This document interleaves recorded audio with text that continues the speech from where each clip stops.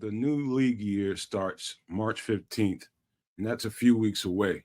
I got some interesting names you should keep an eye on approaching that period.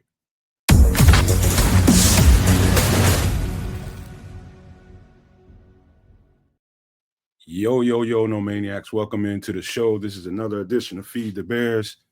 I'm here tonight with some interesting conversation about a player that when Ryan Poles took this job, I think it was in 2022. First thing he did was target this fellow right here you see on the screen, Larry Ogunjobi, defensive tackle for the Pittsburgh Steelers. And by all accounts, it appeared that they had him in the bag, and he was getting this first big contract, and it was game-changing money for him. And then all of a sudden, they had to pull the rug out from under him.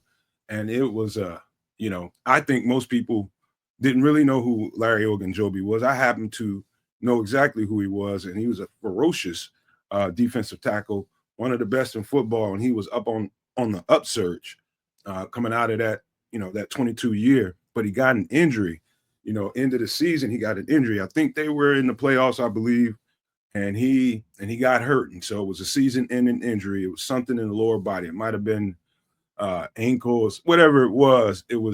It was rough enough where he had to have surgery. And by the time, Ryan Poles was able to get him in the building and approach signing him, they knew that if they brought him in, he was going to probably still need a year to really get back to himself. And, what happened was he failed the physical and they had to pull the rug out from under him. And it was unfortunate. I felt bad for the kid because I know that what he can bring to the table, he could bring to the table. He just needed time to, get over whatever he was dealing with that lower extremity injury. And I don't know. I believe it was a mistake. I still believe that today. I think they should have stuck to their guns and given him an opportunity because I ain't going to say immediately because he stayed out there on the market until I think the end of the offseason right before training camp started, and the Steelers signed him for about a third of what the Bears were offering him. And it was a gut blow for the most part. But again, he went and played that first year. He wasn't exactly up to speed to the Larry Ogunjobi that was on film. Took him a whole year, but he played in rotation and played spots. He produced. He just wasn't getting the full amount of reps that if you're going to pay a guy a certain amount of money, he wasn't getting those kinds of reps.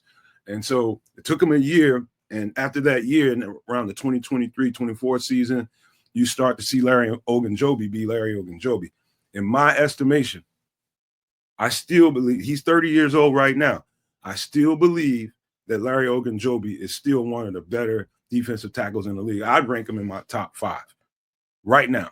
At 30 years old, I think he's really at the peak of his game, and I think you can get him, for a certain dollar amount, and I think you don't have to pay too much for him. So let me explain his current situation in Pittsburgh. Basically, he's there. They have him basically signed for another year, but they have an opportunity to get out of his contract. So right now, he's going to get an annual salary of about $7 million. And another $3 million roster bonus if they keep him 3 days beyond March 15th. So by March 18th, they're not going to only owe him $7 million. They're going to owe him an additional $3 million as a roster bonus. And so they can relieve themselves of all that by letting him go. They can save $10 million is basically what I'm saying by just releasing him and getting out of that contract. And so Pittsburgh is in a particular situation. And what you may or may not know is that they drafted a couple of D tackles a couple years ago who they need to get them on the field. And that is Keanu Benton, who plays both nose and 3-tech, and also DeMarvin Leal. Both really good tackles that need, to get in rotation. They invested in these guys in the draft, and at some point, these guys are going to have to get on the field.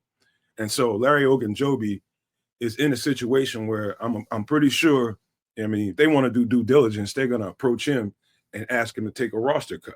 A salary cut. And I'm not for sure that's going to happen. I'm not saying that it won't. He may take a cut, but I can't see a player of his caliber taking a roster cut. A salary cut at this point. I still think he's got dog years left in him, 2, 3, maybe even 4. And so, interestingly enough, The saga that played out with Larry Ogunjobi a few years ago when he was almost a Chicago Bear, now they'll be able to get him for a fraction of what they were going to pay him. He's had some injury concerns since he's been there, just regular football player injuries. Guys that play in the trenches get nicked up. He missed some time just like any other football player. It doesn't deter me from being attracted to this football player. I know that he would fit in Dennis Allen's scheme 110%. In fact, he would fit in any defensive coordinator scheme. He's that good of a player. He's an impact defensive tackle. And so, he's among those names of several very talented football players. I got a few more I'm going to talk about later, but I'm telling you right now, if you want to keep an eye on some guys that really can improve this roster and in a hurry, Larry Ogunjobi is definitely one of those guys. Don't ask me how much they might offer. I don't know. Don't ask me if I'm pretty sure if Ryan Poles was attracted to him the first time, he'd be attracted to him again. Again, I do believe that a defensive coordinator of Dennis Allen's caliber would know 110% he's a fit and he can be an impact player on this defense. I know this. The Bears are clearing room and position spots to do something. What football player they're targeting? It could be David Onyemata. That was another conversation. He's got history with Dennis Allen. But I do think Larry Ogunjobi is a name that everybody should keep an eye on. I don't know what's going to happen. Of course I don't.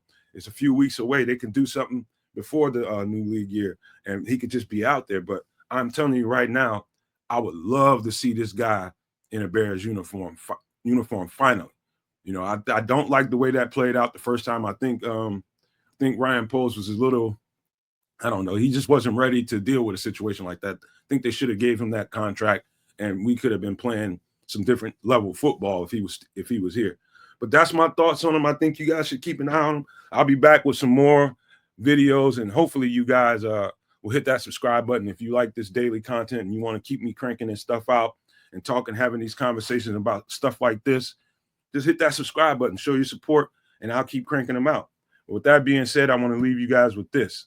If you can think it and you can see it, there's no reason in the world why you cannot absolutely manifest it.